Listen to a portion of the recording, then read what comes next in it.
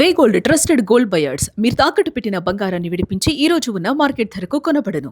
వెనిజులాలో మరోసారి భూ ప్రకంపనలు సంభవించాయి. రెక్టర్ స్కేల్ మీద 4.6 నుంచి 5.1గా తీవ్రత నమోదైంది. ఇక భయాందోళనలో ఇళ్లను వదిలి వీధుల్లోకి ప్రజలు పరిగెత్తారు. ఇక రోడ్లపైనే ఆశ్రయం పొందుతూ ఉన్నారు అక్కడ ఉన్నటువంటి స్థానిక బాధితులు.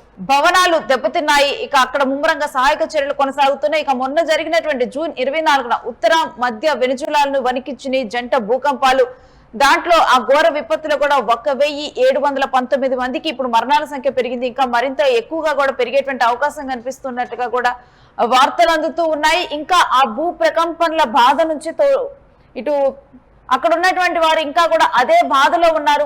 వాళ్ళను కోల్పోయి ఇంకొక టూరిస్ట్ హోటల్ పూర్తిగా అక్కడ ధ్వంసమైపోయి వచ్చినటువంటి టూరిస్టులు ఆ శిథిలాల కింద వాళ్ళందరూ చిక్కుకుపోయి, ఇక అక్కడ ఒక ఫుట్బాల్ ప్లేయర్ తన భార్యను, ఒక చిన్న బేబీని కోల్పోయినటువంటి పరిస్థితి.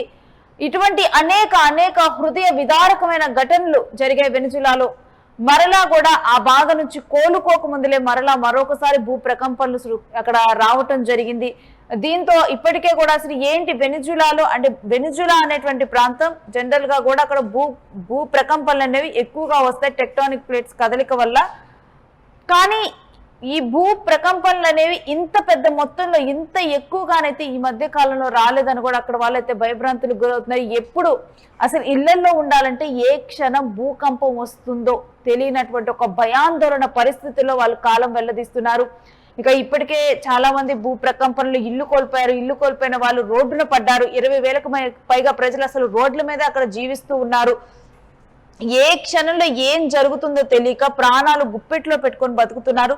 రోడ్డు మీద ఉన్నా కానీ ఏ భవనం కూలి తమ మీద పడుతుందో అని చెప్పి కూడా ఎక్కడా కూడా అంటే చుట్టూ కూడా ఎక్కడా ఎత్తైన భవనాలు కానీ ఏమీ లేకుండా ఒక ఖాళీ ప్రదేశాలు ఎక్కడున్నాయో చూసుకొని అక్కడ ఆశ్రయం పొందుతున్నటువంటి పరిస్థితులు ఉన్నాయి. ఇక ప్రకృతి కన్నెర్ర చేస్తే ఏ విధంగా ఉంటుందో అనేటువంటి పరిస్థితిని ఇప్పుడు వెనిజులాలో విట్నెస్ చేస్తున్నాం మనందరం. జూన్ 24న ఉత్తర మధ్య వెనిజులాని ఘోర జంట భూకంపాలు పెను బీభత్సాన్ని సృష్టించాయి. ఆ దేశం ఇంకా కూడా దాని నుంచి తేరుకోలేదు. ఇంకా నిజం చెప్పాలంటే ఇంకా సహాయక చర్యలు కూడా ఆ భూకంపానికి సంబంధించినటువంటి సహాయక చర్యలు కొనసాగుతూ ఉన్నాయి. అలాంటి సమయంలో మరో భూకంపం వచ్చింది. ఇక దీంతో 4.6 నుంచి 5.1గా రిక్టర్ స్కేల్ మీద దీని తీవ్రత నమోదవటం జరిగింది. ఇక గతంలో వచ్చినటువంటి 7 పాయింట్ల భూకంపం కనుక మనం చూసుకుంటే ఒక బాంబు పేలితే కనుక విధ్వంసం జరిగితే, బాంబు పేలితే ఎంతటి ఎక్స్ప్లోజన్స్ జరిగితే ఎంత ప్రమాదం ఉంటుందో, ఎంత ప్రభావం మనం కనిపిస్తుందో ఆ విధంగా ఉంటుంది భూమి ఆ సమయంలో కదిలినప్పుడు. ఇక ఇప్పుడు మరలా కూడా 5.1 తీవ్రతతో మరో భూకంపం రావడంతో కూడా ప్రాణాలు అరచేతిని పట్టుకొని ఇప్పుడు జనాలైతే ఇళ్లను వదిలి రోడ్డు మీదే ఉంటున్నటువంటి పరిస్థితి. ఇక రాత్రిలో నిద్రపోదామంటే ఇళ్లలో నిద్రపోదామంటే భయాందోళనలో ఉండిపోతూ ఉన్నారు. దీంతో రోడ్ల మీద ఆశ్రయం పొందుతూ ఉన్నారు. ఇక ఈ రకంగా వెనిజులాని వరుస భూకంపాలు అనేవి కూడా వణికిస్తూ ఉన్నాయి. ఇప్పటికే గత భూకంపాల్లో జూన్ 24న జరిగినటువంటి భూకంపంలో 1719కి చేరింది మృతుల సంఖ్య అంటూ కూడా అక్కడ నేషనల్ అసెంబ్లీ అధినేత జార్జ్ రోడ్రిగ్స్ అధికారికంగా ప్రకటన చేశారు. ఇక ఈ విపత్తు కారణంగా దాదాపు 22,619 మంది తీవ్రంగా గాయపడి ఆసుపత్రులు, ఫీల్డ్ హాస్పిటల్స్, అత్యవసర చికిత్సా కేంద్రాల్లో ఇప్పుడు మృత్యువుతో పోరాడుతున్నటువంటి పరిస్థితులు. ఇక చాలా మంది సర్వస్వం కోల్పోయారు. ఇల్లు ధ్వంసమైపోయాయి. 20,000 మందికి పైగా ప్రజలు నిరాశ్రయులైపోయారు, రోడ్డున పడ్డారు. అత్యంత దారుణంగా ఉంది అక్కడ పరిస్థితి. ఇక గుఐరా ప్రాంతంలోనైతే అత్యంత దారుణంగా దెబ్బతిన్నాయి. 15 పెద్ద ఆశ్రయ కేంద్రాలను, కారకస్ మెట్రోపాలిటన్ పరిధిలోని మరో 50 పునరావాస కేంద్రాలను ప్రభుత్వం ఏర్పాటు చేసినప్పటికీ కూడా బాధితుల సంఖ్య పెరగటంతో ఇక అవన్నీ కూడా పట్టక రోడ్ల మీద టెంట్లు వేసుకొని ప్రజలు కాలం వెల్లదీస్తున్నటువంటి పరిస్థితి. ఇక ఈ మహా విపత్తు వేళ వెనిజులాను అంతర్జాతీయ సమాజం అండగా నిలిచింది. ఈవెన్ భారత్ నుంచి కూడా సహాయం అందటం జరిగింది.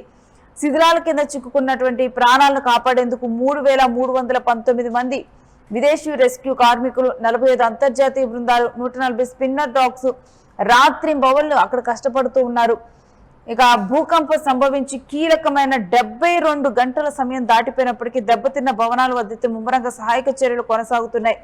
ఐక్యరాజ్య సమితి మానవతావాద కోఆర్డినేటర్ జియాన్ లూకా రాంపోలా డేల్ టిండారో మాట్లాడారు ఈ అంశం మీద. ఇప్పటికీ శిథిలాల నుంచి కొందరు ప్రాణాలతో బయటపడటం ఒక అద్భుతమేనని చెప్పారు. ఇక శోధన చర్యలు ఈ సర్చ్ ఆపరేషన్ ఆపుబోమని స్పష్టం చేయడం జరిగింది. సర్చ్ ఆపరేషన్ కొనసాగుతుందని ఇప్పటి వరకు వెనిజులాకు 7 లక్షల టన్నులకు పైగా మానవతా సహాయం అందినట్లుగా కూడా ఆయన పేర్కొనటం జరిగింది. ఇక కొన్ని నిజం చెప్పాలంటే కొంతమంది అదృష్టవంతులుగా కూడా దీంట్లో ఉన్నారని చెప్పొచ్చు. అంత శిథిలాల కింద చెక్కుకొని కూడా ఒక 2 రోజుల తర్వాత ఒక నెలల పసికందు ఆ 2 రోజుల తర్వాత సర్చ్ ఆపరేషన్ లో కూడా ప్రాణాలతో దక్కింది.